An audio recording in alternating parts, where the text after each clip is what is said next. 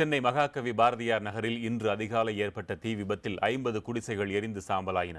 முன்னதாக நேற்று பிற்பகலில் ஏற்பட்ட தீ விபத்தில் 100 குடிசைகள் தீக்கிரையாயின. 24 மணி நேரத்திற்குள் 2 முறை தீ விபத்து ஏற்பட்டுள்ள போதிலும் அரசு அதிகாரிகள் எந்த நடவடிக்கையையும் எடுக்கவில்லை என பாதிக்கப்பட்ட மக்கள் புகார் தெரிவித்துள்ளனர். இப்பகுதியில் தொடரும் தீ விபத்துக்களால் குழந்தைகளோடு தாங்கள் நடுத்தருவில் நிற்பதாகவும் அவர்கள் கண்ணீர் வடிக்கின்றனர். தீ விபத்து தொடர்பாக காவல்துறை வழக்கு பதிவு செய்ய மறுப்பதாக பாதிக்கப்பட்டோர் புகார் தெரிவித்துள்ளனர். இதற்கிடையில் குடிசை மாற்று வாரியத்தை தொடர்பு கொண்டு நாம் கேட்டபோது மகாகவி பாரதியார் நகரில் எத்தனை குடும்பங்கள் வசித்தன என்பது குறித்து மாநகராட்சி கணக்கெடுக்கவில்லை என்று அதிகாரிகள் தெரிவித்தனர்.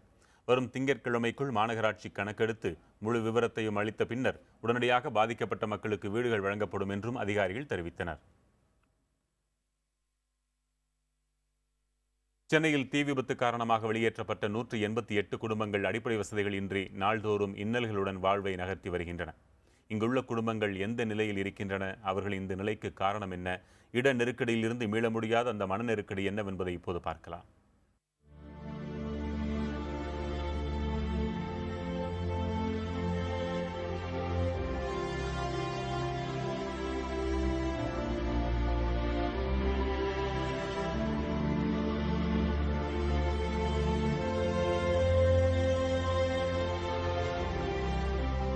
தீ எரித்தது வீட்டை மட்டுமல்ல, இவர்களின் வாழ்வையும் வாழ்வாதாரத்தையும் பொசுக்கி இருக்கிறது.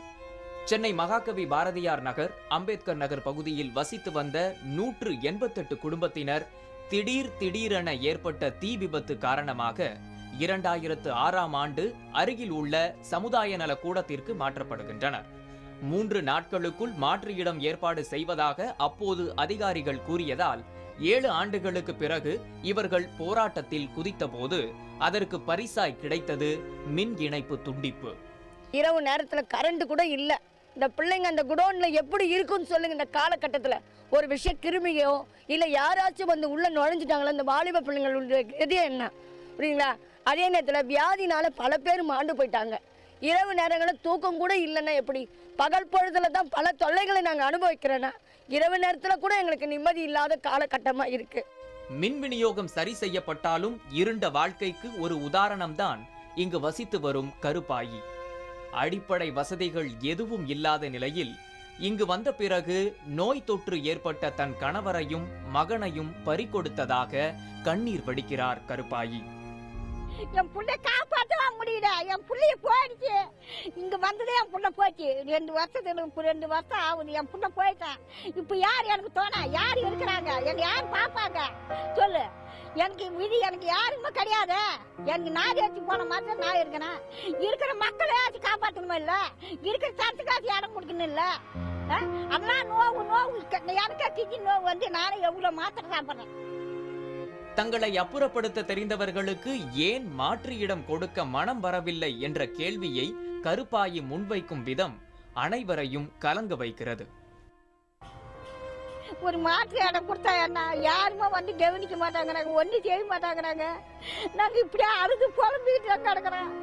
சாஞ்சாமி எங்களுக்கு பார்த்து எங்கேயாவது ஒரு இடம் மாற்று இடம் கொடுத்தா போதும்.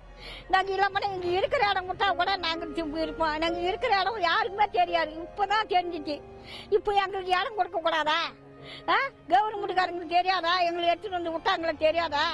எங்களுக்கு இடம் கொடுத்தா நிரந்தர குடியிருப்புகளில் குடியேற்றப்படும் நாளுக்காக ஆண்டு கணக்காக காத்திருக்கின்றன இங்குள்ள 188 குடும்பங்கள். புதிய தலைமுறைக்காக செய்தியாளர் குழு.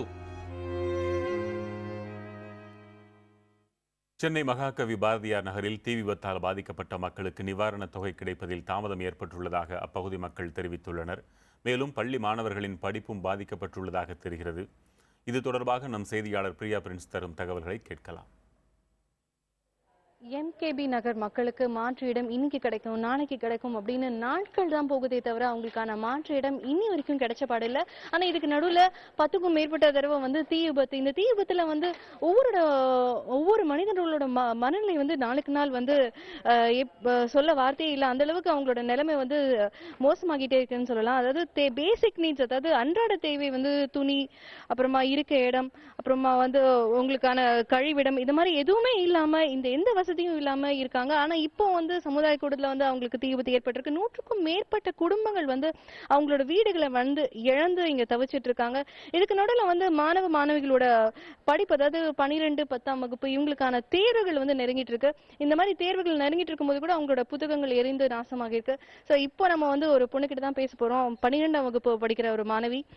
நீ சொல்லுமா, இப்போ வந்து உனக்கான பரீட்சை நெருங்கிட்டு இருக்கு, அதுக்கு படிச்சியா? உன்னோட புத்தகங்கள்லாம் இப்ப இங்க? அது கொஞ்ச நாக்க படிச்சிருக்கேன். நான் இன்னும் படிக்கங்காட்டி புக்கெல்லாம் நான் எடுத்து வச்சிருந்தேன். புக்கு வீடெல்லாம் எரிஞ்ச பிறகு எடுத்துட்டு எதுவுமே ஓட முடியல என்னால். அதனால எல்லாமே எரிஞ்சிடுச்சு. இப்போ நான் வேற ஒருத்தர் புக்கு தான் வாங்கி படிச்சுட்டு இருக்கிறேன்.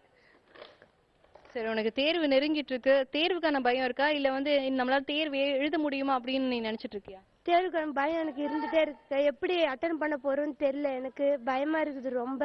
என்ன பண்ண போறேன்னு தெரியல. சரி, நீ 12ஆம் வகுப்பு படிக்கிறதா நிறைய அதிகாரிகள் இங்க வந்துட்டு போயிருக்காங்க. ரொம்ப வருஷமா நீ இங்க இருக்க.